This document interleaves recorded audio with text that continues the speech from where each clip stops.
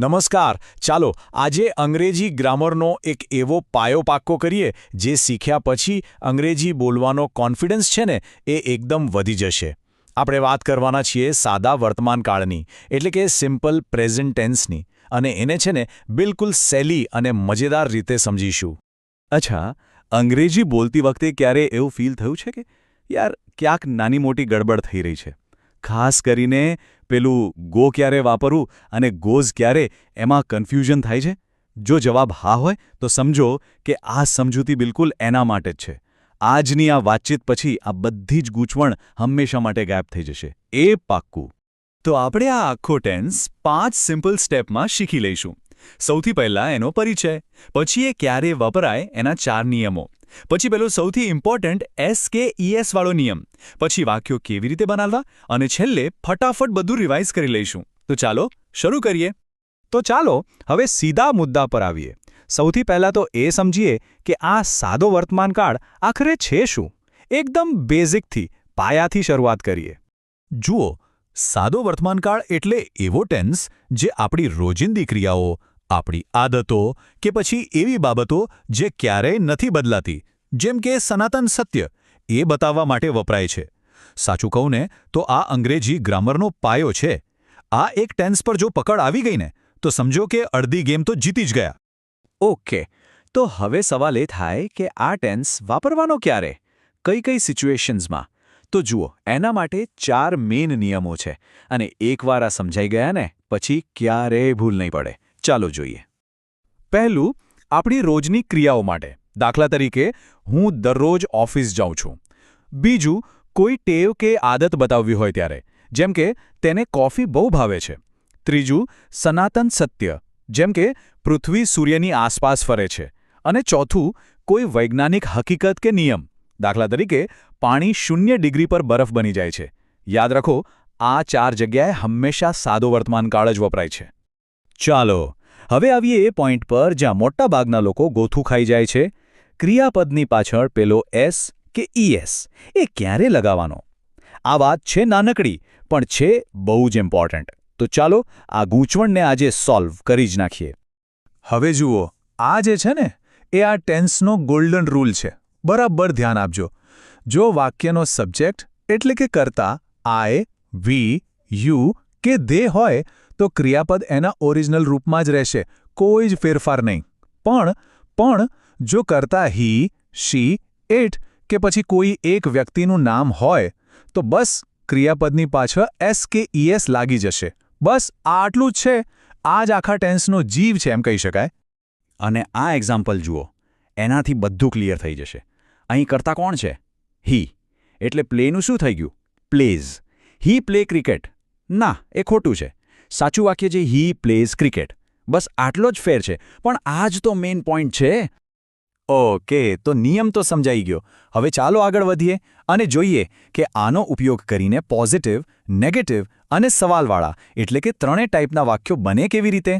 ચાલો સૌથી પહેલાં વાત કરીએ પોઝિટિવ સેન્ટેન્સની, એટલે કે હકારાત્મક વાક્યોની. એનું ફોર્મ્યુલા એકદમ સિમ્પલ છે. કર્તા, પછી ક્રિયાપદ અને પછી કર્મ. અને હા, ભૂલતા નહીં, ક્રિયાપદ સાથે S કે ES લાગશે કે નહીં એ કોણ નક્કી કરશે? કર્તા. આ વાક્ય જુઓ, હું અંગ્રેજી શીખું છું. અહીં કર્તા આઈ છે. એટલે આપણો ગોલ્ડન રૂલ યાદ કરો. ક્રિયાપદ લર્ન એના મૂળ રૂપમાં જ રહેશે. આઈ લર્ન્સ ના આવે, ફક્ત આઈ લર્ન. સિમ્પલ. ચાલો હજી એક એક્ઝામ્પલ લઈએ. અમે દરરોજ મંદિરે જઈએ છીએ. અહીં કર્તા વી છે, એટલે ફરીથી ક્રિયાપદ ગો એના મૂળ સ્વરૂપમાં જ આવશે. વી ગોઝ બોલીએ તો એ ખોટું પડે.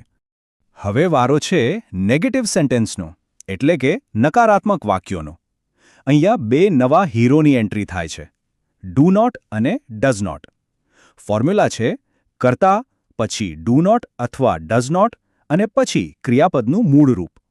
હવે અહીં એક મજાની વાત છે. જેવું વાક્યમાં ડઝ આવે ને એટલે તરત જ મુખ્ય ક્રિયાપદમાંથી S કે ES નીકળી જાય છે, એને રજા મળી જાય છે. આ એક્ઝામ્પલ જુઓ, આ બહુ જ ઇન્ટરેસ્ટિંગ છે. તેણી રસોઈ બનાવતી નથી. અહીં કર્તા છે શી, એટલે આવ્યું ડઝ નોટ. પણ અહીં ધ્યાનથી જુઓ, ક્રિયાપદ કુક છે, કુક્સ નથી. કેમ? કેમ કે પેલો એસ હતો ને એની જવાબદારી ડઝ એ લઈ લીધી. એટલે હવે મુખ્ય ક્રિયાપદ એકદમ ફ્રી થઈને એના મૂળ રૂપમાં પાછું આવી ગયું. અને આ બીજા ઉદાહરણમાં કર્તા દે છે એટલે એની સાથે સિમ્પલી ડુ નોટ આવ્યું અને ક્રિયાપદ લેવ એના મૂળ રૂપમાં જ રહ્યું. દે ડુ નોટ લેવ હિયર. બસ કેટલું સહેલું છે. અને હવે છેલ્લે સવાલો કેવી રીતે પૂછવા? અરે એ તો સાવ જ સહેલું છે. બસ પેલું ડુ કે ડઝ છે ને એને વાક્યમાંથી ઉઠાવીને સીધું આગળ મૂકી દો. અને હા, અહીં પણ પેલો નેગેટિવવાળો જ નિયમ લાગુ પડશે. જેવું ડઝ આવ્યું એટલે ક્રિયાપદ પાછું એના મૂળ રૂપમાં. ઉદાહરણ તરીકે, શું તમે મને ઓળખો છો?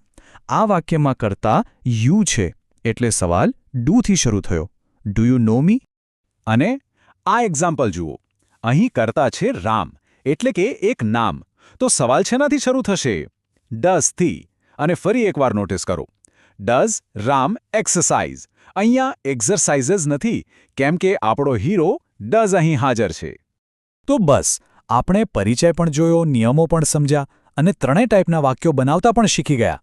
ચાલો હવે ફટાફટ એક જ જગ્યાએ આ આખી વાતનો સાર જોઈ લઈએ જેથી બધું મગજમાં એકદમ ફિટ થઈ જાય. તો જો આખી વાતનો નિચોડ આ ટેબલમાં છે. એક ગ્રુપ છે આઈ, વી, યુ, ધેનું. એમની સાથે હંમેશા આવશે ડુ અને ક્રિયાપદનું મૂળ રૂપ જેમ કે પ્લે. અને બીજું ગ્રુપ છે હી, શી, ઇટ અને કોઈ પણ એક નામનું. એમની સાથે આવશે ડઝ અને પોઝિટિવ વાક્યમાં ક્રિયાપદની પાછળ લાગશે એસ અથવા ઈએસ જેમ કે પ્લેઝ. બસ આ ટેબલ એટલે આખા ટેન્સની ચાવી. તો હવે સાદા વર્તમાનકાળના વાક્યો બનાવવામાં આત્મવિશ્વાસ આવશે ખરું ને? મને પૂરો વિશ્વાસ છે કે આવશે. બસ આ નિયમોને યાદ રાખવાના છે અને થોડી પ્રેક્ટિસ કરવાની છે. પછી જોજો અંગ્રેજી બોલવું કેટલું સહેલું અને મજેદાર લાગે છે.